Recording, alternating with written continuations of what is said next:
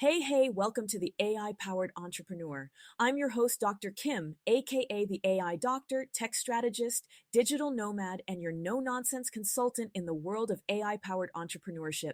I am joined by my right hand sidekick and super AI strategist, Nova Sinclair. Hey everyone, so glad that you could be here. Now listen, today we're kicking things off with a topic that's been hiding in plain sight, creeping into boardrooms, home offices, co-working spaces, shoot, even your inbox, and quietly choking the life out of small businesses everywhere. Yes. It's called manual process syndrome or MPS. It's like this silent business killer. It's when your operations rely too heavily on manual tasks, stuff that could totally be automated, but instead you or your team are doing it by hand. We're talking repetitive, inefficient, and honestly, beneath your brilliance, you know? Whoa, so basically every small business owner juggling a million tasks is probably infected, huh? Exactly. And the worst part, most folks don't even realize they're stuck in it. Think about it. Manually sending onboarding emails, copying and pasting data between platforms, chasing down payments. Does that sound familiar? Oh, like spending 20 minutes trying to figure out which spreadsheet has the latest info? Yeah, real familiar. Been there. Right. The key thing to understand is MPS isn't just an annoyance, it's a bottleneck. It slows everything down and burns out your team, or if you're a solopreneur, it burns you out. So let's talk about how to spot it. Here are the 5 big warning signs. Oh, I love a checklist. What's first? All right, number 1, you're the bottleneck. If every task in your business needs your touch to move forward, you're not running a business. You're running a hamster wheel. Oof, yeah, that one hits hard. Next one.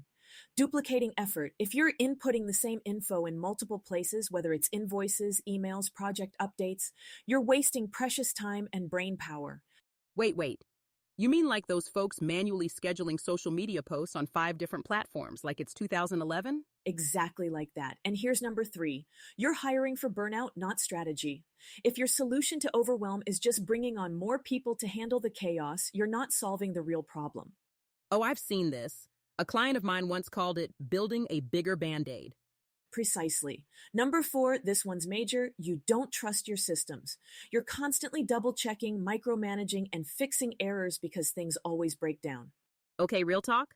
That's exhausting. You start to feel like you can't even take a day off. Exactly why number 5 is the scariest. Growth feels harder, not easier. Scaling should feel like you're exhaling, letting the business breathe. But with MPS, it feels like drowning in a laundry list of tiny tasks. Man, 5 out of 5. I think we all know a business or been that business with these symptoms. So what's next? I want to share a real-world example. There's this client of mine who was overwhelmed. She was a solopreneur running her entire back office through spreadsheets. Every sale, every invoice, every lead, it was all her. She hit a wall when her business started to grow, which was ironic, right? Like success was becoming her biggest problem. Dang. So what changed? We introduced automation tools specific to her needs.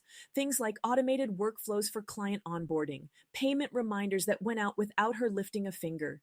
In just 3 months, she cut her work hours in half and doubled her revenue because she had space to focus on strategy, not survival. Whew. Okay, that's the kind of transformation we're talking about. Absolutely. And the takeaway here, you don't need to hustle harder. You need to work smarter by eliminating manual busy work. It's about leveraging automation to step into your role as a real CEO.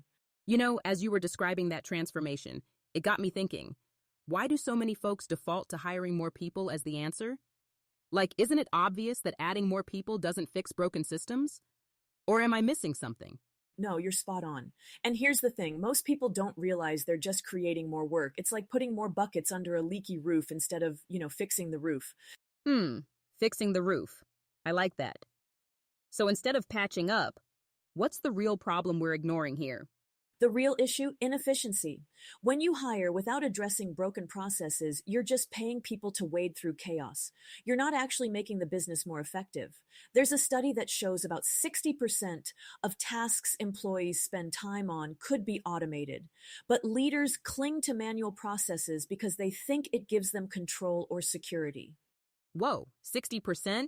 No wonder burnout is so common. Folks out here working harder, not smarter. Exactly. And this isn't just a US thing. Globally, small businesses are finding smarter ways to grow without sacrificing sanity. Take Thailand, for example.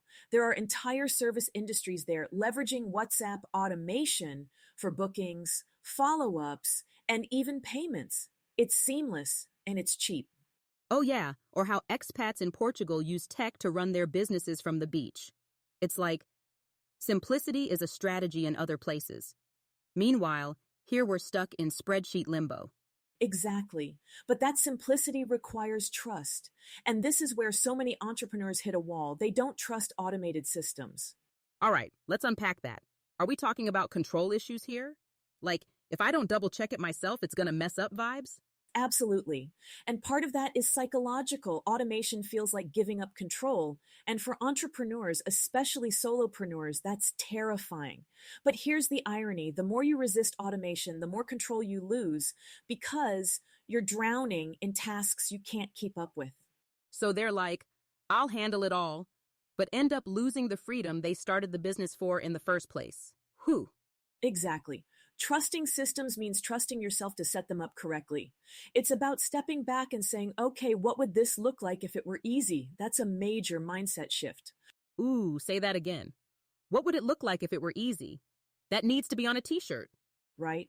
But for most folks, easy feels too good to be true, so they stick with what they know, even if it's holding them back. So let's take that mindset shift we just talked about, asking what it would look like if it were easy, and turn it into action.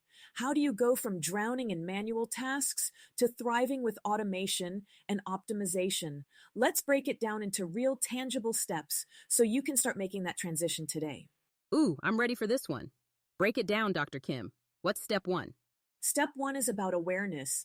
Before you can fix anything, you need to diagnose where the pain points are. I tell my clients, track everything you do for 3 days, literally everything.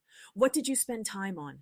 Highlight anything repetitive or low level that doesn't need you specifically to get done. Okay, so low level means stuff like sending reminder emails or updating invoices? Exactly. Those tasks that don't require your unique expertise. Step two, identify friction. What's slowing things down? Where are the cracks in your process where things fall through? For example, maybe it's onboarding new clients, or maybe you spend hours chasing people for payments. Oh, payments. The number of folks I've talked to who still manually email people to pay their invoices. Whew. Right? It's draining and unnecessary, which brings us to step three. Ask yourself, could this be automated? 9 times out of 10, the answer is yes, with the right tools and setup. For example, automation software can not only send onboarding emails instantly, but also follow up with personalized details without you lifting a finger. Okay, name names. What tools are we talking about? Give the people the juice. All right, here's the juice. Tools like my Rainmaker suite are game changers. It's all in one client management, follow ups, and even payment reminders. Then there's Zapier for connecting platforms, Calendly for scheduling without the back and forth, and QuickBooks automation for invoicing. The options are endless. You just need to focus on what fits your business. Okay, but what about for folks listening who might be thinking, that sounds great, but I don't even know where to start? Like automation feels overwhelming in itself. Fair point. Start small. Focus on one area of your business that takes up the most time or causes the most stress. For one of my clients, it was onboarding. We implemented a system where new clients got a customized welcome email, access to resources, and even their first invoice, all done automatically. It saved her 6 hours a week. 6 hours a week? That's crazy. And I'm guessing her stress levels dropped too. Oh, completely. And because she trusted the system, it freed up her mental energy to focus on scaling her business, which is why I always say, ensure your systems are set up to grow with you. Automation isn't just about saving time, it's about making space for innovation and creativity. That right there? A gem. So, any final advice for folks ready to detox their business from manual process syndrome? Yes, 3 things. Audit your time. It all starts with knowing where it's going.